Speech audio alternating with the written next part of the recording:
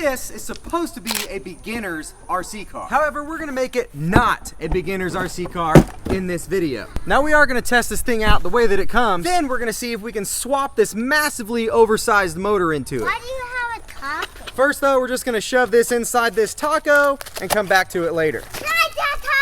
We're gonna come back to the motorized taco here in a few minutes, and we'll check out this old girl real quick. Now, I've had pretty good luck with Hosen vehicles, but before you jump through your screen and try to punch me in the face, yes, I know, they notoriously have gear and differential problems. Now, this car may not have that issue because it's a brushed motor. Again, this is kind of a beginner's car. But the real test will come in when we find some way to get that big motor on there. It's gonna take some modifications. Not only is that gonna test the gears, the differentials, it's also going to test the plastic drive shafts this thing's got. Anyway, we've got a Fruit Loops controller, dark themed and a light themed body, 2 batteries, center drive shaft is metal, friction shocks, flexible plastic, but we also have metal hinge pins and a metal skid plate.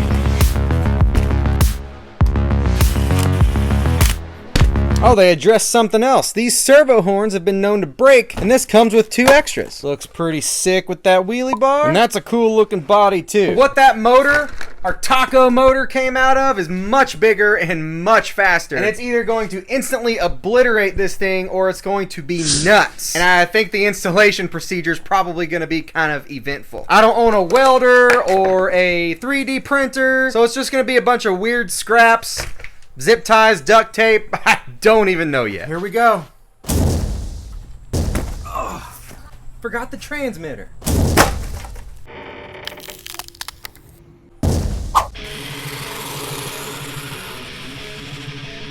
It's a little slow. What was that, like 15? 14.3.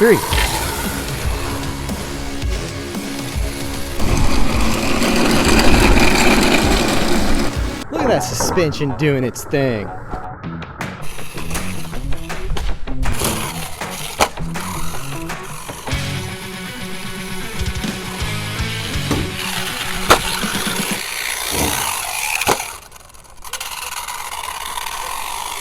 What is going on? This thing sounds terrible. Hopefully it's just the pinion gear coming loose from the motor shaft. No way. What a mess. That's a bunch of metal shavings. And you can tell that that motor mount is not straight. The motor has a bulge. So here's what I think happened. Since the motor is only mounted in the front and the weight isn't supported in the back, when it gets jostled around, the weight of the motor pulls it down and warps the face of it. So basically, instead of sitting straight, it was sitting at an angle. As tiny as a jump as this thing was capable of, yeah, that's not good. It might be okay if you're not going to do jumps, but at the same time, it may not last very long. This was 3 minutes at less than 15 miles per hour. Now I've done some much bigger jumps with the more aggressive versions of these, the X07, the X08, and the really fun X17. And this has never happened. I'll put links to those better cars in the description along with my videos on them if you want to watch. But this gives us a really good reason to go ahead and overpower this. It'll probably last a long time. Okay, the fun part. Still have no idea how I'm gonna do this. Hey, here's your taco. Thank you. And for an idea on size difference, there's the one that came out. And it's coupled with a 4S capable 120 amp ESC. This is the motor that I used to have in my JLB Cheetah, which I have decided is way too fragile for me to keep. As luck would have it, it does seem like the pinion gear for this new motor will match the spur. Well, it's a terrible idea, but we're gonna just leave this spur gear the way it is because there is still quite a bit of gear meat left. I'm just gonna clean out each groove as best I can. If you take this big old motor and you set it right there in the center where the old motor sat, the gears are nowhere close to each other. Because you got the drive shaft, it can't go down any further, so we're gonna slide it over. We're gonna slide a spacer under there. We need a little more space than that. And put this thick piece of metal in there. That looks like it just might work. So we measure these two things together and we get exactly 9/16 of an inch. Our can size is 40 millimeters. And obviously this original motor mount is way too small. Well, let's see what we've got in here. Alright, same shape. This one should get us pretty close. What about these? No, nothing better in there. Measure up at our 9/16 mark.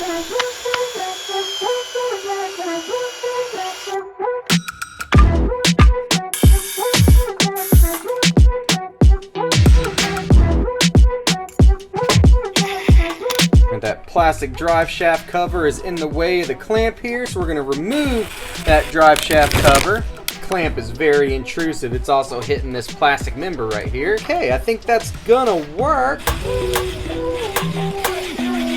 I split my wood. Lumber these days.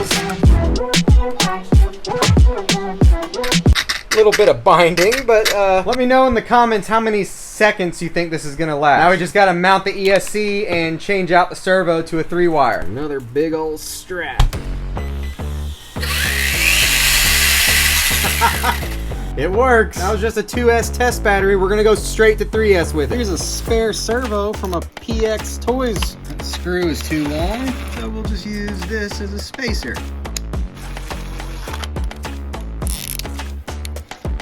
Body fits beautifully.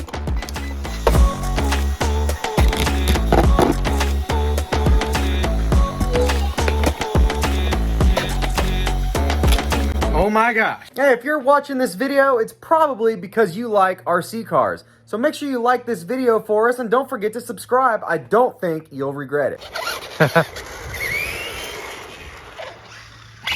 What? Already? I definitely thought we had longer than that. Like 3 seconds? Yep. Well, not giving up that easy. There's a lot of extra weight on that thing.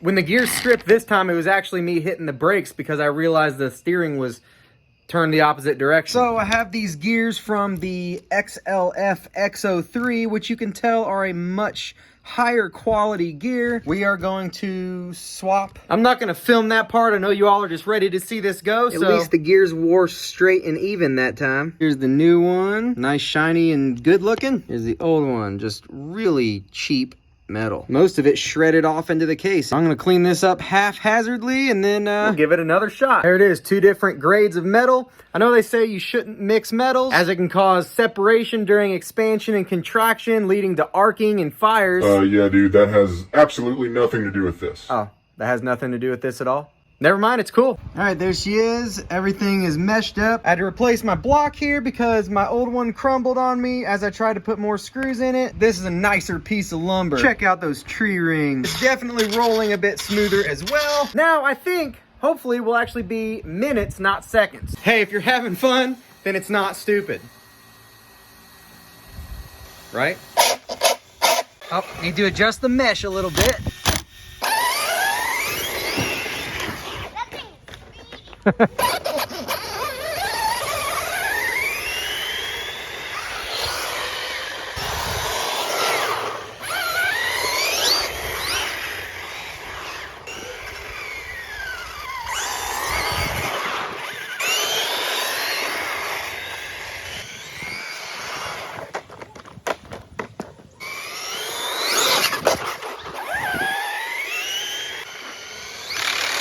Oh, I heard some clicking. It's pretty top heavy.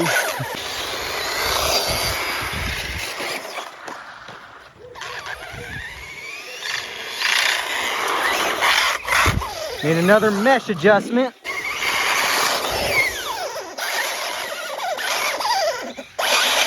Nah, I think we toasted some more gears. Oh, yeah, sure did. Maniac. Alright, yeah, I knew it wouldn't last long. Certainly expected it to be a little bit better. There's an easy way to remove the plastic.